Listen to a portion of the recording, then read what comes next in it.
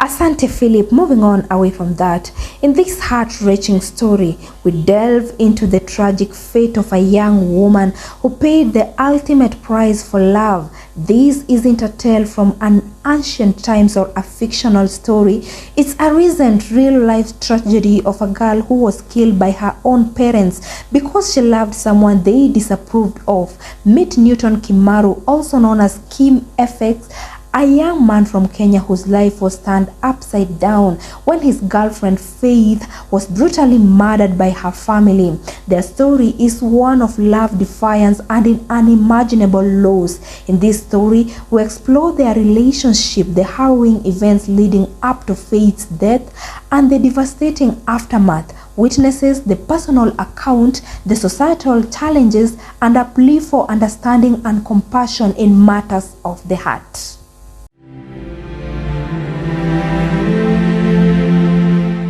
This girl died because her dad didn't like her dating this guy.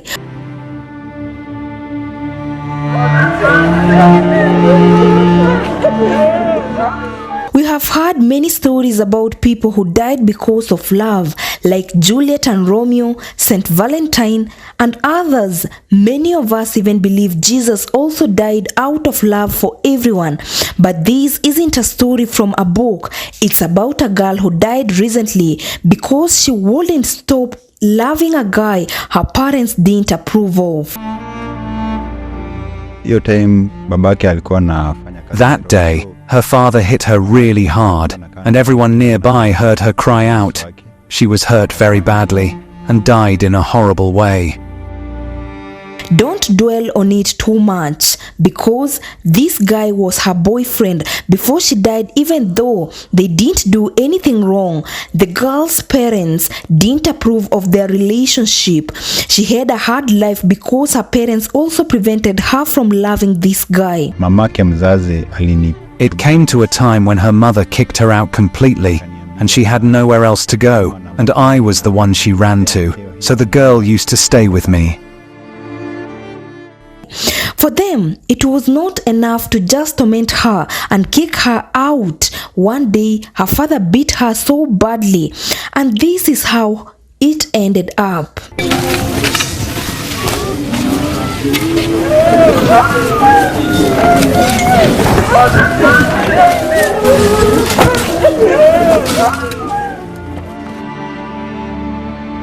Why would parents go so far as to take their child's life? Did this couple do something wrong? Not learning more about this will be a big mistake for someone who covers love stories.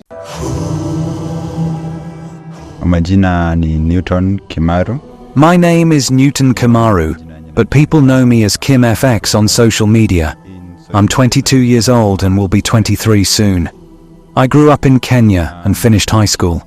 I'm into Forex trading, which is why many people call me Kim FX. FX stands for Forex, which I think many people heard about. Newton is a smart guy. While many young guys his age spend time on wrong things, he focuses on learning about internet business like everyone else. He also has a love story in his life, but for him, love turned into a source of pain. Ningetaka kushare story. I want to share a sad story about my girlfriend. It's tough for me to talk about. Faith was nearly 19, so when we first met, we became friends. As time passed, we fell in love and became a couple. Our parents found out about us because love isn't something you can hide. At first, I didn't see any problem with our relationship. Dating seemed fine to us, something we were allowed to do. But then, after our relationship grew stronger, Faith's mother started getting involved and tried to stop her from loving me, even though we hadn't done anything wrong. I didn't understand why. Despite her mother's interference, we were determined to stay together. But then, her mother's behavior got worse. She started mistreating Faith, throwing her clothes out and even kicking her out of the house. Faith had nowhere else to go but to me. So whenever she was thrown out, she'd call me to pick her up and take her home. This continued until Faith's mother finally kicked her out completely. Faith had to leave and came to live with me. This girl lived with her mother because her father worked in Nairobi and wasn't home often. However, the person she called her father was actually her stepfather, as her real father had separated from her mother but was still alive. When things got bad at home, the girl had no choice but to run away to her boyfriend's place. So the time babake ako Nairobi, mamake alikuwa anamwambia story. So Faith's stepdad lived in Nairobi, and her mom used to update him about everything. That's when he got my number, and Faith started using my phone to talk to him. One day, her dad called and wanted her to come home, so I decided to go with her. When she got back home, they told her she couldn't leave the house again. It's been a while since we spoke because they took away her phone to stop her from talking to me. But she managed to find another phone to call me. We figured out a way to talk without her parents knowing. I told her to send me a message saying, "Please call me," twice in a row from any other phone, and I'd know it was her. That's how we kept in touch. mamake anafaa kuwa hapo, ndo nimwambie ndo nimerudisha msichana. Right before this girl went back home, her mother kept calling and texting her, warning that things will get really bad if she returned. But since her stepfather insisted she go back home, she felt like she had no other option. Na of which pia mimi tulikuwa tunaongea na huyo biological father yake. Mimi ndo time yenye alikuwa ameniambia mimi ndo nitaenda nimpandisha gari. While Faith was staying with me, her dad would often urge her over the phone to return home. But Faith would tell him, "Daddy, you're in Nairobi, you don't know what's happening at home." She promised to go back once he left Nairobi. Once, Faith confided in me that her mother threatened to harm her if she returned home. I suggested she talk to her uncle about what her mother was saying. So, Faith went home with her uncle, but her mother repeated her threats upon their arrival. Her uncle then advised her to return to where she used to live for her safety. That's how Faith returned. About 5 days ago, Faith's mother sent me a number and asked me to give it to Faith. It turned out to be her biological father. Faith spoke to her real father and told him everything about her home situation and how they wanted to harm her because of our relationship. Her father was very upset and immediately insisted that she come live with him. It seemed like the solution to all their problems when Faith's biological father said he would take her to live with him. They started getting ready for Faith to go to her biological father's place, but surprisingly, this decision caused some very serious problems later on. So iliendelea hivyo hadi Faith. I'm not sure how it happened, but Faith seemed to be persuaded by her mother and changed her mind about living with her biological father. She later told me that she couldn't go live with him and hasn't spoken to him since. When I asked why, she said her mother forbade her from going. Things got worse when her stepfather found out her biological father wanted to take her away, which made him very angry. He started acting strangely, even though he wasn't like that before. When her father returned home from Nairobi, Faith went back home too, because her stepfather was back. We kept dating, but it was tough because her parents threatened to send her to a mental hospital for refusing to end our relationship. Then one evening, Faith called me urgently saying, "Baby, come here, it's urgent." It was raining heavily, but I was so worried that I found a way to get to her. What really happened? Newton had to find out what was wrong with Faith, so he borrowed his friend's motorcycle and rode through the pouring rain. To get there, despite the rain and mud, Newton reached Faith's home on the motorcycle, but when he arrived, what he saw shocked him. Nilienda nikapata Faith amelala chini na alikuwa amejaa matope. I found Faith lying on the ground when I got there. She had a wound in her hair, and she was covered in mud. She asked me to help her onto the bike because she was too weak to push. I helped her onto the motorcycle and she urged me to leave quickly. I asked if we should go home or to the doctor and she said we should go home first. I took her home, but I didn't go inside because I had to return the motorcycle. I told her to go in and that I would be back soon. She said it was okay and asked me to bring her coat when I returned. So, I left and came back with everything. When I returned, she asked me to wash her feet and hair. She had a lot of mud and cow dung in her hair, so I washed it for her, even though it wasn't easy. After that, we slept, and by morning, I could see she was feeling better. Akaniambia ni sawa. This time something bad happened to this girl, but she didn't tell Newton about it, which wasn't usual. She looked scared to go back home, and Newton noticed that he wondered why she didn't want to talk about what had happened to her. So tulikaa naye hapa hivyo, nikamwambia juu. We were at home and I could tell that something was bothering her. That day she was doing chores around the house, and when I returned from somewhere, I found that she had cooked a meal for us. We ate, and as night fell, we went to bed. But in the middle of the night, we heard someone knocking on the door, calling out Faith's name. When she heard it, she said it was her stepfather. I got up to check, and indeed it was him. He asked if Faith was there, and I confirmed that she was. He then demanded she put on her clothes and go with him. As Faith woke up, her father hit her with a punch.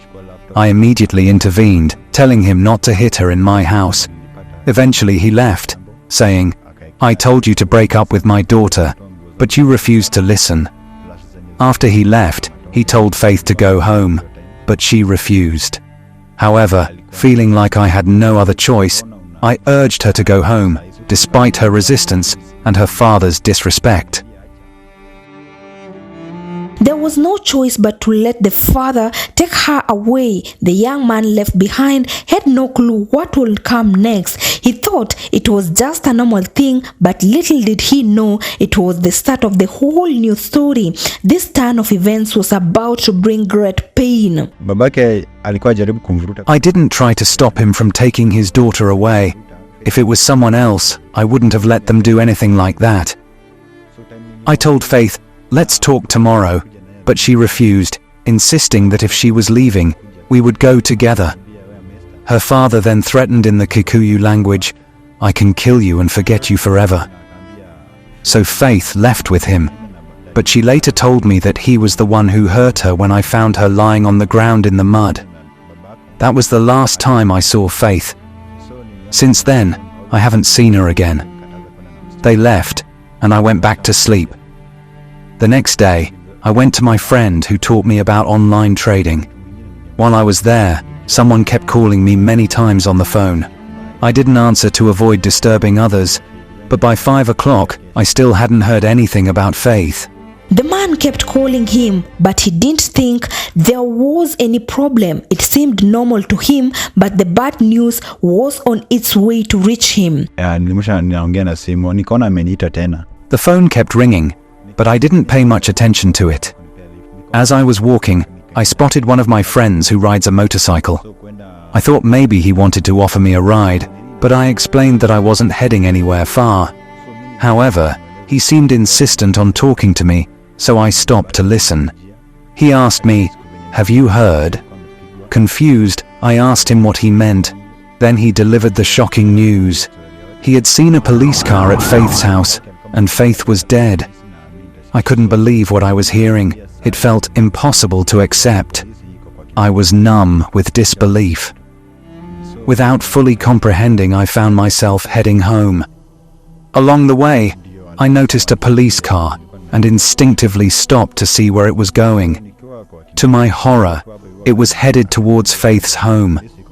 That's when the reality started sinking in, and I began to fear that what my friend had said might be true. That day turned out to be my last with Faith. This time he hadn't witnessed it firsthand, and he was still confused, but sadly it was true that the girl had passed away. What followed for Newton was trying to uncover the truth about what caused his girlfriend's death. However, it only led to more pain and sorrow. So sijui nilikaa chini kwa lami ama nilifanya nini. My heart felt like it was breaking. I couldn't bring myself to go to her home, but I heard people saying that on that dreadful day, Faith was brutally beaten. The screams echoed throughout the neighborhood. She was beaten so severely that she lost her life. When they brought her body, it was a horrifying sight. Her hair had been shaved off, and her body was covered in wounds as if she had been attacked by animals. Faith died in a terrible manner, and I knew she didn't deserve any of it. It's been a few days since Faith was taken from us. I loved her deeply, and she loved me just as much. Whenever we were together, we were inseparable. If only her father hadn't come to take her away, we would still be together, dreaming of a bright future ahead. May the soul of this lovely girl rest in peace. Today her stepfather is facing justice to be punished for what he did. Since the day she passed, Newton's life has changed drastically, and he is constantly struggling because of this tragic event. So babe, kitu nataka kusema, mimi nilikupenda sana. I'm alone now, and I'm not sure if I'll ever be okay again. But I trust in God that things will get better, and Faith knows how much I love her. I've come here to hide because I've heard rumors that Faith's mother is spreading lies about me, and I fear for my safety. Today I'm feeling lost and unable to explain my emotions. I need someone to comfort me and help me come to terms with the fact that life must go on without Faith. For Maisha Prime, Maisha Television, I'm Mesh Msimbi.